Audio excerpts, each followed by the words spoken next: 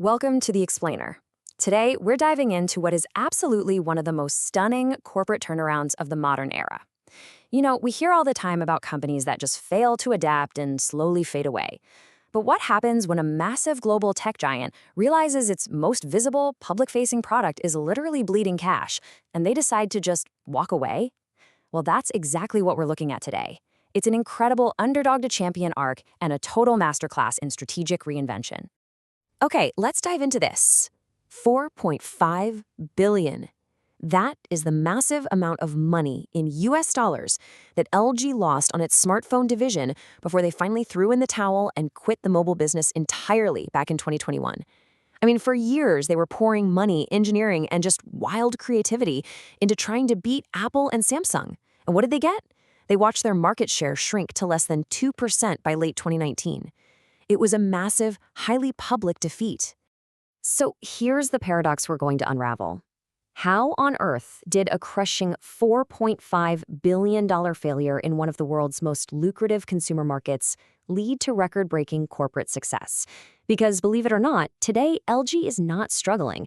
In fact, right after the dramatic death of their highly visible smartphone division, they started pulling in their highest annual revenues ever. To figure out how they pulled off this miraculous pivot, we really have to dig into their DNA. Section 1. From cream to tech, a surprising origin. Let's flash back to post-war Korea. So, LG is South Korea's fourth largest chaebol. Now, if you aren't familiar with that term, a chaebol is a large, family-controlled business conglomerate. Think massive, sprawling operations crossing multiple different industries, usually with pretty close ties to the government's economic development. LG has been stubbornly built and managed across 3 generations of the Koo family, starting way back with founder Koo In-hoy. And this multi-generational family leadership, it's absolutely crucial. It allows them to make these massive, sometimes really painful strategic shifts without panicking over a single bad quarter. Their evolution is just wild. Back in 1947, Koo In-hoy started a company called Lucky, which is actually pronounced lucky, selling face cream and toothbrushes. Literally face cream. They were the first company in Korea to produce domestic plastics. Then, by 1958, Koo saw a new opportunity and founded GoldStar to build Korea's very first domestic electronics, rolling out a vacuum tube radio in 1959. Fast forward to 1983, the chemicals and electronics arms merged into Lucky GoldStar, and then, finally, in 1995, they rebranded globally as LG Corp. They went from selling cosmetics to building an entire nation's consumer electronics industry from scratch. How crazy is that? Section 2, rebranding LG, the India pivot. That 1995 rebrand really kicked off their global expansion. And this brilliantly illustrates the power of a brand pivot. You see, when they first entered India in 1993 under the name Lucky GoldStar, it was a total flop. Consumers saw the name and instantly associated it with cheap, low-quality budget tech.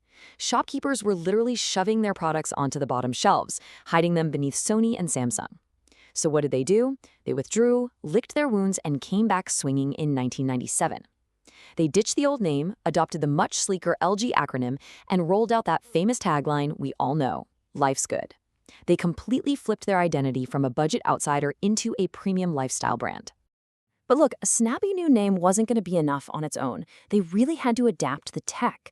LG won the Indian market through deep, obsessive localization. They actually redesigned their appliances to handle the severe local voltage fluctuations. They built plug-and-play air conditioners. They programmed their TV menus into multiple regional Indian languages. And to really cement their status, they opened their wallets and spent massively to become the principal sponsor of the Indian cricket team for the 2003 World Cup. They didn't just sell to the market, they integrated into it. And it worked, turning them into a household name across every product segment by 2004. Moving on to Section 3, Wild Phone Experiments. Innovation gone wrong. Let's pivot to the 2010s. LG's willingness to experiment had served them incredibly well in appliances. But when they applied that same stubborn, out-of-the-box mindset to smartphones, well, things got incredibly weird.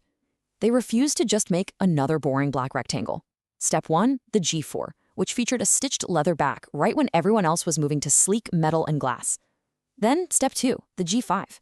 This was a modular phone where you could literally pop the bottom off like a Lego piece and slide in a new camera grip. Step 3 gets even wilder, the V50.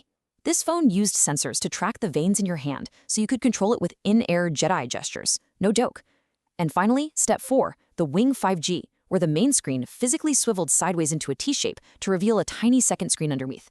Now, what's really interesting about this slide is the huge disconnect between a fun idea and daily reality. Sure, tracking veins for air gestures sounds like straight-up science fiction, right? And a T-shaped swing-out display sounds awesome for watching a video while you're texting, but in practice, they were frustratingly clunky. The gesture recognition just wasn't accurate.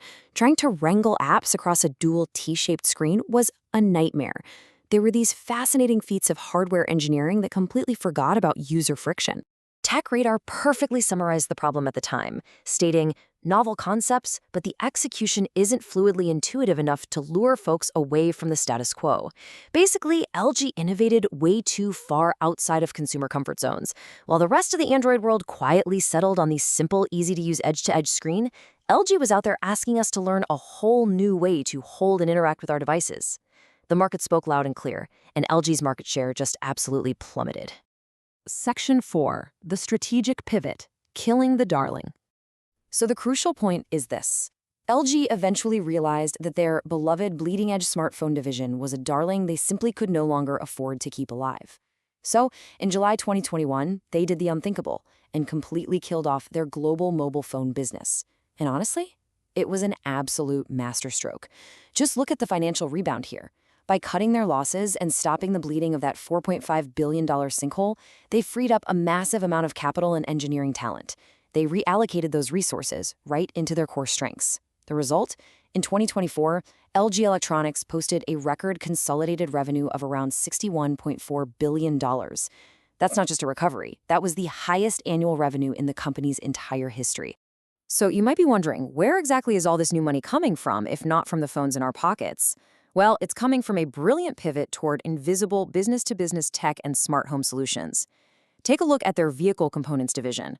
They are supplying infotainment systems, EV powertrains, and critical components to major automakers, and they have an order backlog surpassing 100 trillion Korean won.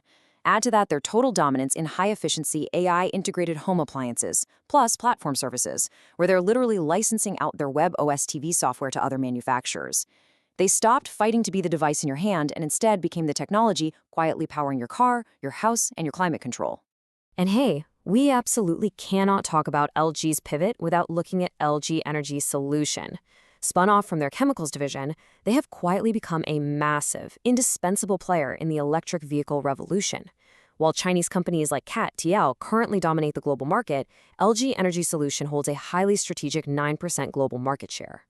They're the dominant non-Chinese battery supplier to major Western automakers like GM, Hyundai, and Ford. Think about that.